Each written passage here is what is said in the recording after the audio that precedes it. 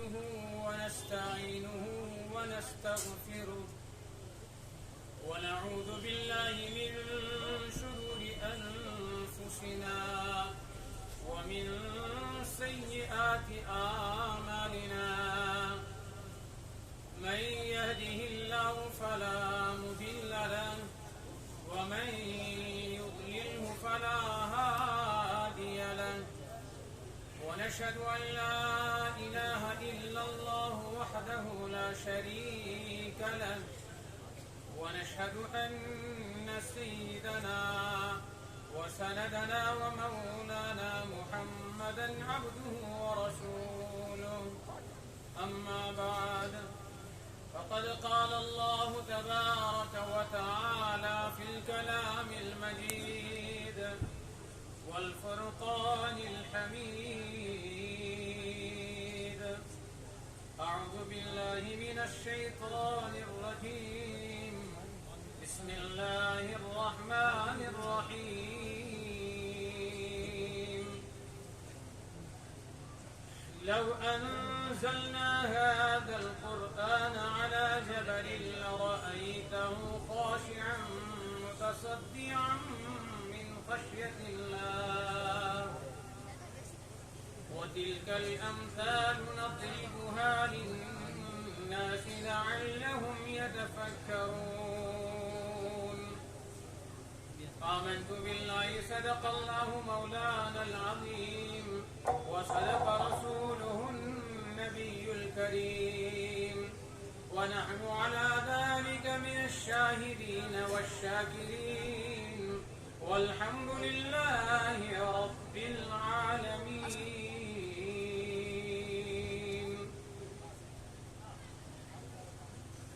حضرات علماء کرام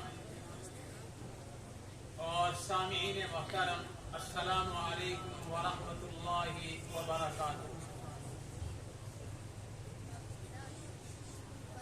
میں کل کرنا پہنچا تو پہنچتے ہی مغرب بعد کا پروگرام متعین تھا کہ گبرا میں پروگرام رکھا گیا. میں نے وہاں بھی کہہ دیا کہ ہماری عادت ہے کہ ہم کشمیری زبان میں بات کرتے ہیں، اردو میں زیادہ بولنے کی عادت نہیں ہے. ضرور ہم طلباء کو جو سبق پڑھاتے ہیں وہ تو اردو میں ہی پڑھاتے ہیں، لیکن تقاریر جو ہم کرتے ہیں وہ کشمیری میں کرتے ہیں. اس لیے آپ حضرات کے سامنے میں آیا ہوں. اردو میں بولنا ہے تو شاید جس نظریے سے آپ مجھے دیکھتے ہوں گے شاید ایسا نہیں پائیں گے، یا جیسا عزیزہ مفتی طاہر صاحب نے آپ کے سامنے تعارف کرایا، شاید اس کے مقابلے میں بہت نچلی لیول میں آپ مجھے پائیں گے. اللہ تعالیٰ سے دعا کریں اللہ میری زبان پر وہ چیز ظاہر کرے، وہ بات ڈال دے جو آپ کے لیے بھی نفع بخش ہو اور میرے لیے بھی نفع بخش ہو. سامعین اعظام، یہ جو مجموعہ تشریف فرما ہے اس میں علماء ہیں، طلباء ہیں اور عام حضرات ہیں. آپ کیوں آئے اور ہم سوپور سے یہاں پہنچ گئے، کیوں پہنچ گئے؟ میری ابھی اپنے چچیرے بھائی سے بات ہو رہی تھی. میں نے کہا میں کرنا میں ہوں، وہ گورنمنٹ ملازم ہیں. کہنے لگے بہت مزے میں ہے آپ لوگ، کہاں کہاں پہنچ جاتے ہیں. میں نے کہا اللہ کا فضل ہے، اللہ کا احسان ہے. اللہ جہاں بھی پہنچاتا ہے دین کی نسبت سے پہنچاتا ہے. الحمدللہ آج کا یہ سفر یہ دین کی نسبت کیا بلکہ ہمیں جو کہا گیا ہے کہ آج انشاءاللہ اس ادارے میں چند طلباء کی دستار پوشی کی جائے گی. میں یہ کہوں گا کہ ہم قرآن کی نسبت سے یہاں پہنچے ہیں اور قرآن کی نسبت کے مقابلے میں اور کوئی نسبت اونچی ہو نہیں سکتی. لہذا آپ نے صبح سے جو گرمی برداشت کی یا اتنا انتظار کیا، آپ سمجھے کہ یہ آپ کا انتظار کرنا بیکار نہیں جائے گا. ایک اہم چیز کی بنیاد پر آپ تشریف فرما ہے, ضرور اللہ تعالی ہمیں قیامت میں اس کا بدلہ عطا فرمائے. ہمیں جس چیز کے لیے مدعو کیا گیا, دعوت دی گئی, وہ ہے قرآن مقدس. میری بات آپ غور سے سنیں, نسبت بڑی اونچی چیز ہے.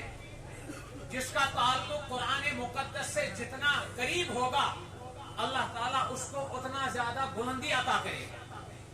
اور یہ تو حدیث ہے, اللہ تعالیٰ اس قرآن کی وجہ سے کچھ لوگوں کو بلندیاں نصیب کرتے ہیں, اور اللہ تعالیٰ اسی قرآن کی وجہ سے کچھ لوگوں کو ذلتی میں ڈال دیتے ہیں. اللہ کرے آج کی یہ مجلس اور آج کا یہ جلسہ ہمارے لیے بلندی کا باعث بنے. آمین. آپ نے سنا ہوگا اپنے علماء سے, جب آپ کے اور میرے محبوب جناب محمد رسول اللہ صلی اللہ علیہ وسلم اس دنیا میں تشریف لائے, تو اس وقت عرب کا ایک رواج تھا کہ چھوٹے بچوں کو لے جاتے تھے دیہات میں. جیسے ہم سوپور سے آئے, ہم نے یہاں دیکھا آپ کا پانی بہت اچھا ہے, یہاں ہوا بہت شاندار ہے. عرب میں ایسا ہی تھا, بچوں کو صاف و شفاف ماحول ملنے کے لیے دیہات بھیجتے تھے, گاؤں میں بھیجتے تھے. یہی حال ہوا جب محمد رسول اللہ صلی اللہ علیہ وسلم تولد ہوئے, تو انہیں بھی دیہات بھیجا گیا. جب وہاں پہنچے تو بھائی ان کو دودھ کون پلائے, مسئلہ یہ تھا. کس کو معلوم تھا یہ چھوٹا بچہ کیا بننے والا ہے؟ کس کو معلوم تھا یہ ذات کہاں تک پہنچے گی؟ کون جانتا تھا یہ وہ ذات ہے جس کو ایک وقت زندگی میں ایسا آئے گا کہ جبریل کہنے پر یہ مجبور ہوگا کہ آپ جائیے, میں آپ کے ساتھ نہیں آ سکتا ہوں. اگر میں تھوڑا بھی آگے بڑھا میرے پر جل جائیں گے, میری ہمت آگے بڑھنے کی نہیں ہے. کس کو یہ معلوم؟ چھوٹے بچے تھے اور غربت تھی, لہذا وہاں جو عورتیں کسی بچے کو دودھ پلاتی تھی وہ یہ سمجھ کر پلاتی تھی ہم جس بچے کو دودھ پلائیں گے وہاں سے ہمیں پیسہ ملے گا. اور جناب محمد رسول اللہ صلی اللہ علیہ وسلم اس پیمانے کے نہیں تھے کہ وہاں سے پیسہ ملتا, لہذا عورتوں نے قبول نہیں کیا دودھ پلانے کا. جو اللہ تعالیٰ نے انہیں موقع نصیب فرمایا تھا انہوں نے نہیں کیا. وہ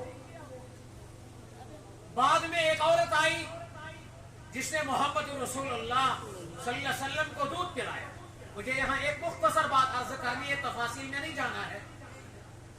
جس عورت نے محمد رسول اللہ صلی اللہ علیہ وسلم کو دودھ پلایا, اسٹیج پر تشریف فرما علماء اور آپ حضرات جو ہمارے درسگاہوں میں, جو گاؤں دیہات میں درسگاہ ہوتے ہیں, انہیں بھی معلوم ہے کہ نبی کریم صلی اللہ علیہ وسلم کو دودھ کس نے پلایا, اور سب یہ کہتے ہیں کہ دائی حلیمہ نے.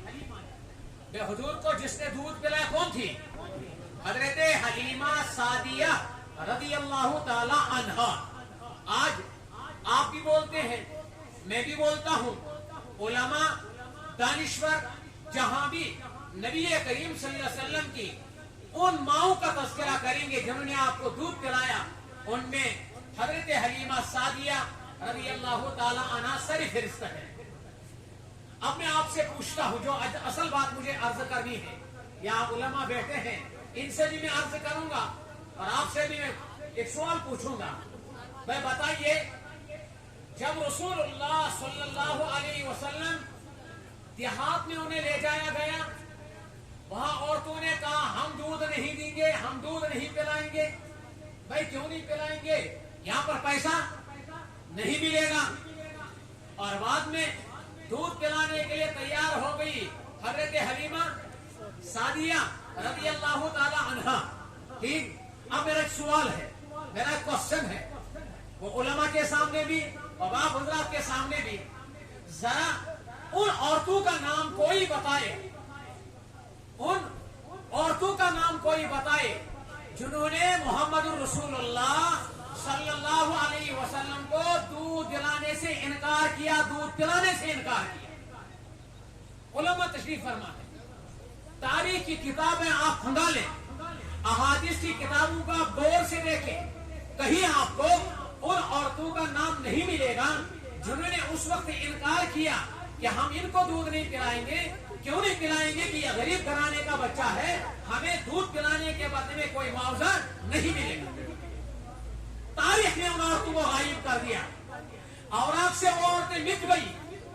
लेकिन हर एक मुसलमान बंदा, हर एक उम्मती, छोटे बच्चे से लेकर के बूढ़े तक, छोटी बच्ची से लेकर के बूढ़ी औरत तक, तमाम जानते हैं कि रसूलुल्लाह सल्लल्लाहु अलैहि वसल्लम को जिस औरत ने दूध पिलाया वो थी हजरत हलीमा सादिया रज़ियल्लाहु ताला अन्हा। एक नुक्ता अर्ज करना है, आप देखिए, जिस औरत का अल्लाह के नबी के साथ ताल्लुक रहा, उस औरत को पूरी दुनिया ने याद रखा। उस औरत का नाम हम कहते हैं, मैं यहाँ बैठकर कहता हूँ, उलमा यहाँ पर बैठकर सुनते हैं, आप सुनते हैं। मैं वुज़ू करके आया, मैं गुस्ल करके आया और उसके बाद नाम लेता हूँ हजरत हलीमा सादिया रज़ियल्लाहु ताला अन्हा। लेकिन जिन औरतों ने अल्लाह के नबी को दूध पिलाने से इनकार किया, अल्लाह ने कहा कि तुमने मेरे नबी के साथ ताल्लुक नहीं जोड़ा, तारीख के औरत से तुम्हारे नाम को मिटा दिया जाएगा। यह है निस्बत। हजरत हलीमा सादिया रज़ियल्लाहु ताला अन्हा को निस्बत रही, उस निस्बत ने हजरत हलीमा सादिया को वहां पहुंचा दिया। आज हम मस्जिद में उनका नाम लेते हैं, आज हम मिंबर में उनका नाम लेते हैं, आज हम दरसगाहों में उनका नाम लेते हैं। हम कहते भाई अल्लाह के नबी को दूध किसने पिलाया? हजरत हलीमा ने। मालूम हो गया कि जो नबी के साथ ताल्लुक इख्तियार करेगा, जो नबी के साथ जुड़ेगा, उसका नाम जिंदा रहेगा, और जो नबी से दूर जाएगा उसका नाम मिट जाएगा। अर्ज करना था, जब ये अल्लाह के नबी के साथ ये बात है, बिआइनिही, यही बात कुरान मुकद्दस से है। अगर आप कुरान मुकद्दस से जुड़ते हैं तो कुरान आपको बुलंद करेगा, अगर आप कुरान से नहीं जुड़ते तो कुरान को जलील करना भी आता है। आप देखिए, हम जो यहाँ बैठे हैं उलमा हजरात, आप हर एक से पूछिए आपकी तनख्वाह क्या है, ताज्जुब आपको होगा। बल्कि हम बताते भी नहीं हमारी तनख्वाह क्या है। क्यों बताएं? मुझे एक दोस्त ने पूछा, कहा मुफ्ती साहब आपकी तनख्वाह क्या है? मुफ्ती साहब आपकी? बहरहाल आप हमको इतना नादान भी न समझे, कुछ हमें चालाकी भी आती है। मैंने कहा तुम क्यों मुझसे पूछते हो? कहा फिर भी। मैंने कहा सुन यार बताऊं? कहने का बताएं। मैंने कहा दो बातें हैं, या तो मेरी तनख्वाह ज्यादा होगी या मेरी तनख्वाह कम होगी। या तो मेरी तनख्वाह क्या होगी? ज्यादा होगी, या मेरी तनख्वाह कम होगी। कहने का क्या मतलब? मैंने कहा अगर मेरी तनख्वाह ज्यादा होगी, मैं आपसे कहूंगा इतनी तनख्वाह आप, अच्छा इतनी तनख्वाह मिल, चंदा हमसे लेते हैं, तनख्वाह इतनी। मैंने कहा क्यों आप परेशान हो जाएंगे? मैंने कहा आप बदगुमान हो जाएंगे। और अगर मेरी तनख्वाह कम हो, मैं आपसे कहूंगा इतनी है, आप मेरी तनख्वाह बढ़ा तो सकते नहीं, खामखा गमगीन हो जाएंगे, इस मुफ्ती साहब की तनख्वाह बहुत। मैंने कहा ज्यादा बताने भी नफा नहीं, कम बताने भी नफा। क्या मतलब है भाई? इशारा इस बात की तनख्वाह ही हमारी कितनी हम बता पाए, लेकिन अल्लाह का फजल है हमारे दामन पर कभी दब्बा नहीं लगेगा। आप देखेंगे मौलवी जब देहात में चलेगा, गाँव में चलेगा, पूरे गाँव में खुशबू फैलती है। ठीक इसकी तनख्वाह कम है। आप लोग पैसों को गिनते हैं, हम पैसों को नहीं गिनते, हम बरकत को गिनते हैं। अल्लाह के नबी सल्लल्लाहु अलैहि वसल्लम क्या थे? मैं कल ही तज़किरा कर रहा था, जब रसूलुल्लाह सल्लल्लाहु अलैहि वसल्लम हिजरत के लिए तशरीफ ले गए, दोपहर का, बुखारी शरीफ के अंदर रिवायत है, दोपहर का वक्त था, अल्लाह के नबी खुद तशरीफ ले गए सिद्दीक अकबर के पास। सिद्दीक अपना मकाम था, क्योंकि मुझे वो अर्ज नहीं करना है। हुजूर दोपहर के वक्त तशरीफ ले गए। सिद्दीक अकबर से कहा, अबू बकर अखरिज मन इंदक, तुम्हारे पास कोई है उसको बाहर निकालो, राज की बात करनी है पैगंबर को आपके साथ। हजरत अबू बकर सिद्दीक ने अर्ज किया, है अल्लाह के रसूल सल्लल्लाहु अलैहि वसल्लम कोई नहीं है, यहाँ मेरी दो बेटियां हैं, एक है हजरत आयशा और एक है हजरत अस्मा, आप कहते जो बात आपको फरमानी है। रसूलुल्लाह सल्लल्लाहु अलैहि वसल्लम ने फरमाया, अबू बकर मक्का को छोड़कर मदीना जाना है, मक्का को छोड़कर मदीना जाना है।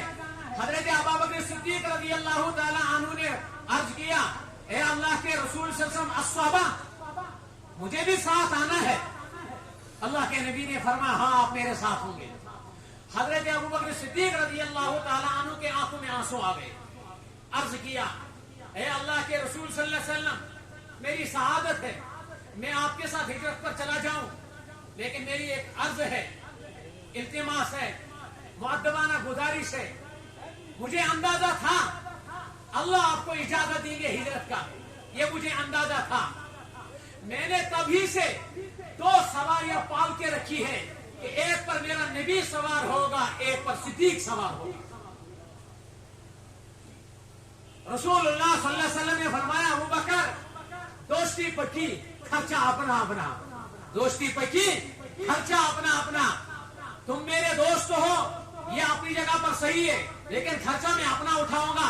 یہ تو ہجرت کا موقع ہے بڑا ثواب ہے لہذا میں اس ثواب سے محروم ہونا نہیں چاہتا ہوں. لہذا میں آپ کی سواری پر ہی سوار ہوں گا لیکن پیسہ لے لو پھر مجھے سواری دے دو. پیسہ لے لو پھر. میں کہتا ہوں عام طور پر لوگوں سے آج لوگ کہتے ہیں آ گئی محتم صاحب کے پاس گاڑی پتہ نہیں کہاں سے آ گئی بس لیتا ہے چندہ اور چاہے خود ہی گاڑی میں گھومتا ہے. بھائی کسی نے اللہ کے نبی کو نہیں پوچھا گاڑی کہاں سے آ گئی اونٹ کہاں سے جس پر آپ سوار ہوں گے کہاں سے آ گیا.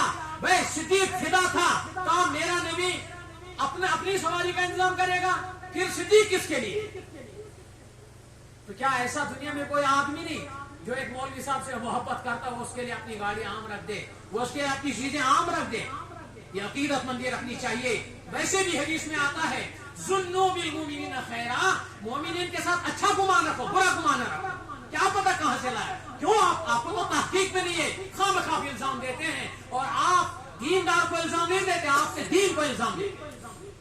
بہرحال عرض یہ کرنا تھا کہ جناب رسول اکرم صلی اللہ علیہ وسلم کے ساتھ تعلق یہ ہم کو مضبوط کرے گا یہ اونچا کرے گا. اور قرآن آپ پر نازل ہوا جس کی بنیاد پر آج ہم یہاں بیٹھے.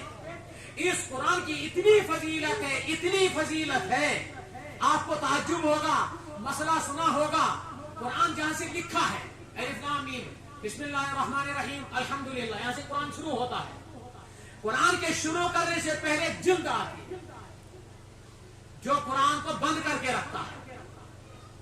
آپ کسی بھی مفتی سے پوچھے کرنا میں جتنی مفتی حضرات ہیں ان سے پوچھے میرا وضو نہیں ہے میرا وضو میں اس جلد کو چھونا چاہتا ہوں. جلد پر قرآن نہیں لکھا ہے کوئی لفظ نہیں لکھا ہے الف بھی نہیں لکھا با بھی کچھ نہیں لکھا خالی جلد ہے لیکن قرآن کے ساتھ جڑا ہوا ہے. آپ کسی بھی مفتی سے پوچھے کیا بلا وضو اس جلد کو چھونا جائز ہے وہ کہے گا نہیں چھونا جائز. وہ سوال کرتا ہے بھائی کیوں نہیں جائز تعجب ہے. حدیث میں تو منع آیا کہ قرآن کو بلا وضو نہیں چھو سکتے تو جلد کی کیا حیثیت ہے. وہ آپ کو کہے گا جلد کی حیثیت نہیں لیکن جلد چونکہ قرآن کے ساتھ جڑ گیا لہذا جلد نے قرآن کا حکم لے لیا. آپ جیسے آپ قرآن کو نہیں چھو سکتے آپ قرآن کی جلد کو بھی ورنہ جلد کی قیمت کیا ہے یہ تو آپ نے دکان سے اٹھا کر لائے اور جلد جوڑ دی اس کے ساتھ لیکن جب دکان پہ تھی تو الگ قیمت تھی. جب یہ جلد قرآن کے ساتھ جڑ گئی اب قرآن کا حکم آ گیا اب آپ جلد کو بلا وضو چھو نہیں سکتے ہیں. جیسے آپ الف لام کو بلا وضو نہیں چھو سکتے آپ جلد کو بھی بلا وضو. یہ کیا ہے یہ قرآن کے ساتھ جلد جڑ گیا قرآن کے ساتھ جلد کا تعلق ہو گیا. اسی لیے تو آپ کہتے ہیں ایک ہی پٹھے سے 2 اینٹیں نکلتی ہیں ایک ہی گلکار اس کو لگاتا بھی ہے لیکن ایک اینٹ لگتی ہے مسجد میں ایک اینٹ لگتی ہے بیت الخلا میں. وہ بھی اینٹ ہے یہ بھی اینٹ ہے. وہ جس نے لگائی اسی نے یہ اینٹ بھی لگائی وہ اینٹ جہاں سے آئی وہیں سے یہ اینٹ بھی آ گئی لیکن ایک جگہ ہے وہاں ایک جگہ ایسی ہے وہاں آپ جوتا نکال کر چلنا گوارا نہیں کریں گے. دوسری جگہ ایسی ہے جہاں آپ اپنی پیشانی کو ٹیکتے ہیں. کیا وجہ ہے فرق ہوا کیا وہی مادہ وہی مواد وہی مٹیریل فرق کیوں ہوا. ایک کی عزت بڑھ گئی ایک کی عزت کم ہو گئی. وجہ یہ ہے کہ ایک کا تعلق اونچی چیز سے جڑ گیا ایک کا تعلق اونچی چیز سے نہیں ہوا. جس کا تعلق اونچی چیز سے ہو گیا بلند اس کا تعلق اس کا مرتبہ بڑھ گیا اور جس کا جو اونچی چیز سے نہیں جڑا اس کا مرتبہ بھی जब तक दरख्त के साथ शाख जुड़ी हुई है तो उम्मीद बहार, शाख कट गई, अब उस शख्स की कोई वैल्यू, अब उस पर फल नहीं आए। बुजुर्गों, आप कुरान की वजह से यहाँ बैठे हैं, इंशाअल्लाह हम कुरान के ताल्लुक की बुनियाद पर आए हैं, अल्लाह जरूर हमें इज्जत से नवाजेगा इंशाअल्लाह। लेकिन एक बात जरूर है, आप कुरान के साथ ताल्लुक करें, उलमा ताल्लुक करें, लेकिन तकब्बुर अपने अंदर न लाए। मैं तो आप वो बन गया, मैं तो आप मुफ्ती हूँ, मैं तो आप मौलवी हूँ, बस फिर तो नाकामी है। फिर तो क्या है, कुरान के साथ जुड़ेंगे, लेकिन कैसा जुड़ेंगे?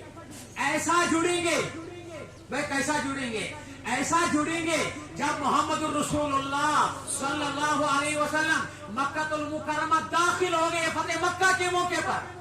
अहादीस की किताबें बड़ी पड़ी है। ये वो वक्त था जब अल्लाह के नबी मक्का में गए, मक्का से उन्हें निकाला गया था। ये वो मक्का था जहां से हजरत सुमैया की शर्मगाह के अंदर तीर को लगाया गया। क्या आपके मेरे नबी को याद नहीं आया होगा? ये वो मक्का था जहां बिलाल हबशी को टीचर भी निकाली गई थी। क्या मेरे नबी को ये मालूम नहीं था? लेकिन जब मक्का में दाखिल हो गए तो क्या हाल था?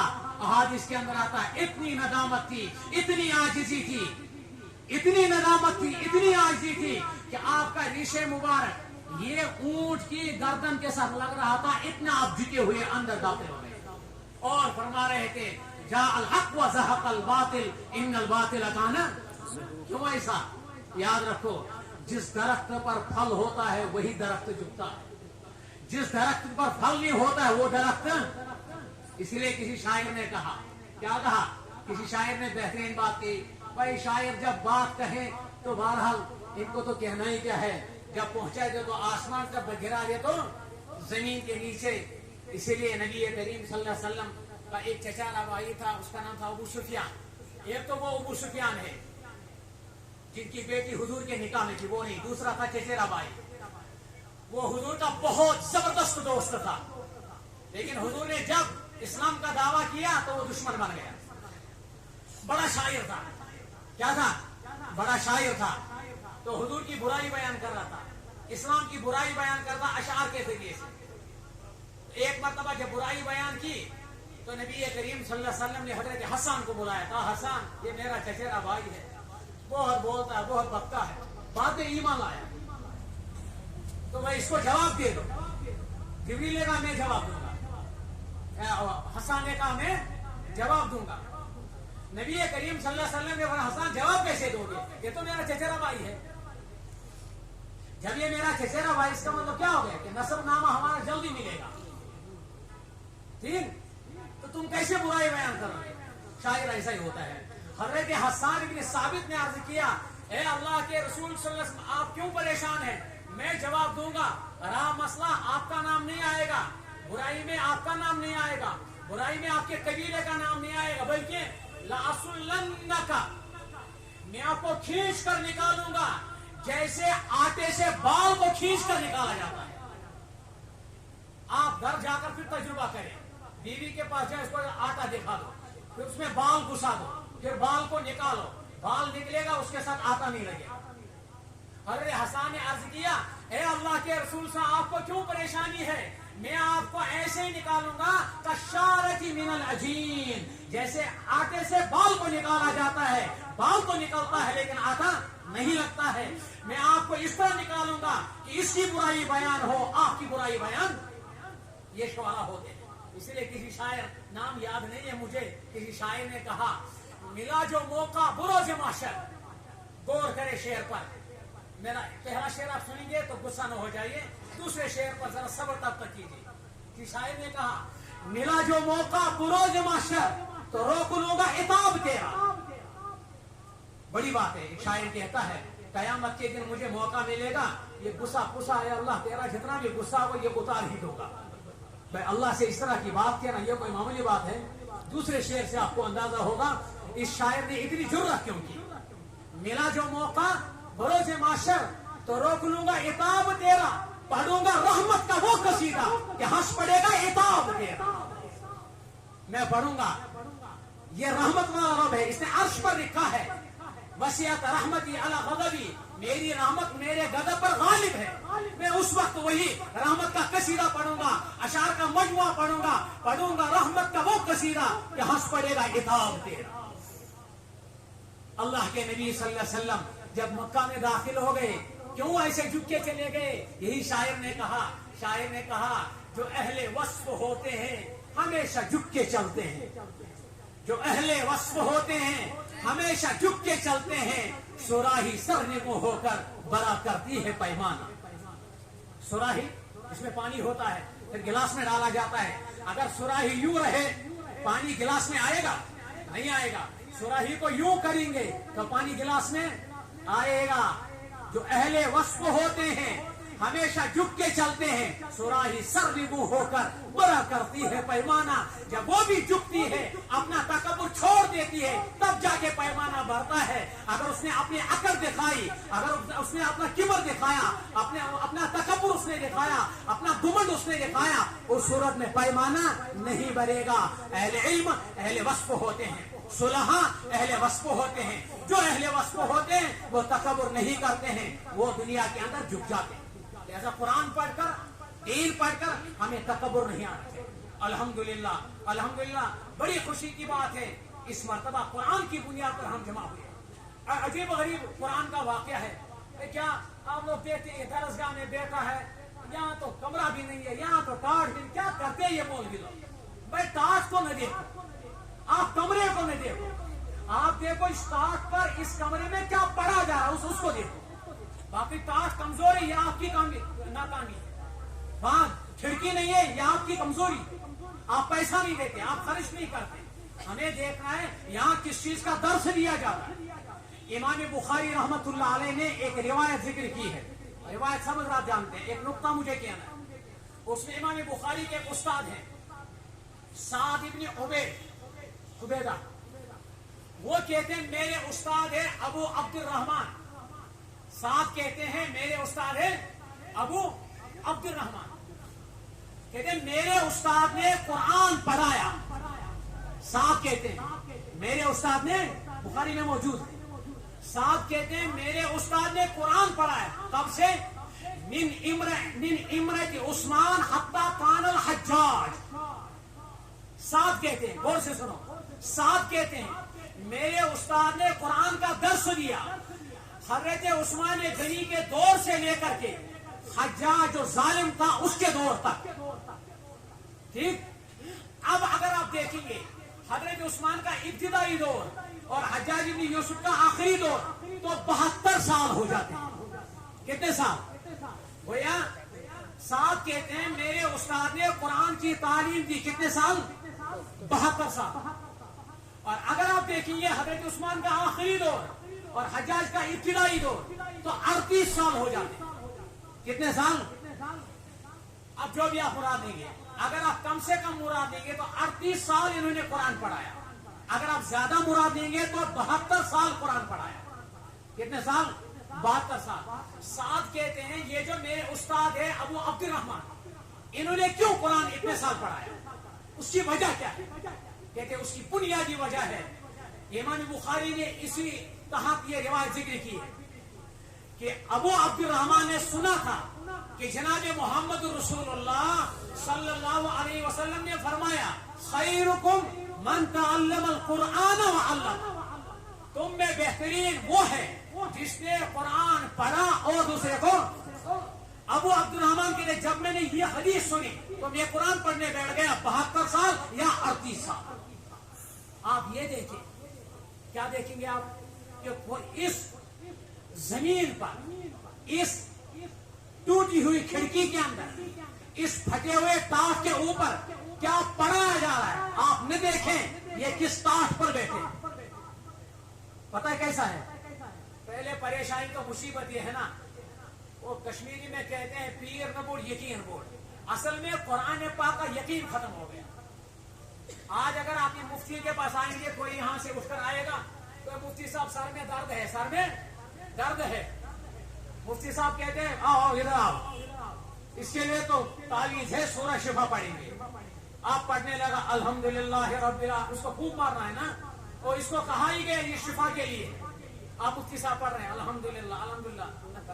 آپ جب بھوک مارتا ہے نا تو وہ جو ادھر سے ہے جس کو درد ہے اس کو بھی اندر میں ہوتا ہے, پتہ نہیں ٹھیک ہوگا کہ نہیں. یہ مفتی صاحب بھی اندر سے پتہ نہیں ٹھیک ہوگا بھی نہیں, کہیں میری عزت ہی نہیں گر جائے. سنا کیوں؟ یہ مولوی صاحب کو بھی نہیں عقیدت مندی, اور جس کو پھونک مارا جاتا اس کو بھی عقیدت مندی. یہ جہاں سے پھونک مار کر گیا پھر بھی سر درد, پھر بھی سر. جب وہاں باہر نکلا کسی نے کہا کیا بات ہے, سر پکڑے ہوئے, کہا سر میں درد ہے. سر میں تو ادھر کہاں گیا؟ کہاں یہاں مفتی طاہر صاحب بیٹھے تھے, ان کو میں نے کہا پھونک مارو, انہوں نے کہا تو بھی پاگل ہے. کہاں گیا؟ ارے بھائی میڈیکل دکان ہے کرنا میں, وہاں پیرسٹمال لے لو, تھوڑی دیر آرام کر لو, ٹھیک ہو جاؤ گے.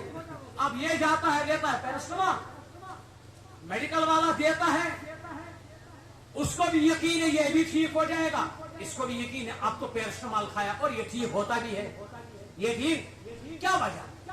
بھائی سورہ شفا پڑھ کے ٹھیک نہیں ہوا اور پیرسٹمال کھا کر فرق بتلاؤ. یہاں اعتماد نہیں, وہاں. اس لیے قرآن نے کیا کہا, حدیث میں کیا آیا, حدیث کے اندر آیا ہے لو جعل القرآن فی احاب ثم القی فی النار محترقا.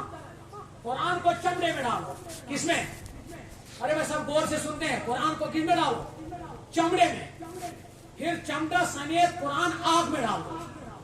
حدیث میں آیا ہے محترقا, قرآن جلے گا نہیں. ارے بات سمجھ میں آ گئی؟ یہ حدیث ہے.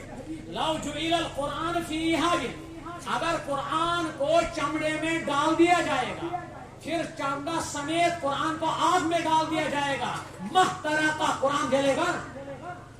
ڈالو گے آپ ڈال سکتے ہیں.